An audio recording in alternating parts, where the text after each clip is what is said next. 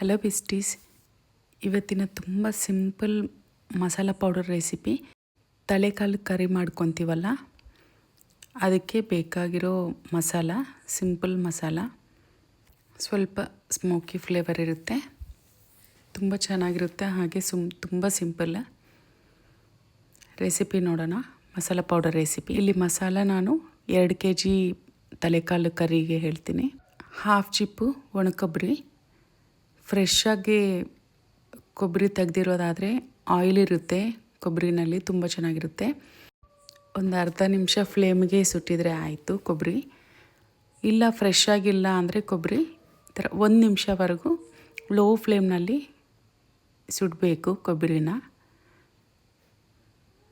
ತುಂಬ ಕಪ್ಪಗೆ ಮಾಡಬಾರ್ದು, ತುಂಬ ಸುಟ್ಟಿದರೆ ಕಹಿ ಫ್ಲೇವರ್ ಬರುತ್ತೆ.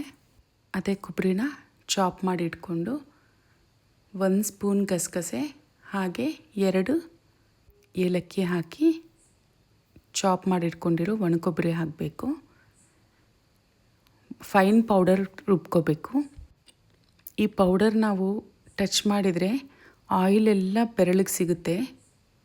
ನೋಡಿ ಎಷ್ಟು ಆಯಿಲ್ ಬರ್ತಿದೆಯೋ, ಈ ಥರ ಆಯಿಲ್ ಬರಬೇಕು ಕೈಗೆ. ಪರ್ಫೆಕ್ಟ್ ಮಸಾಲ ಪೌಡರ್ ರೆಡಿಯಾಗಿದೆಯಂತ. ಇದು ನಾವು ತಲೆಕಾಳು ಸಾರು ಮಾಡ್ತೀವಲ್ಲ ಅದಕ್ಕೆ ಹಾಕಿದರೆ ಈ ಮಸಾಲ ಪೌಡರ್ ತುಂಬ ಚೆನ್ನಾಗಿರುತ್ತೆ.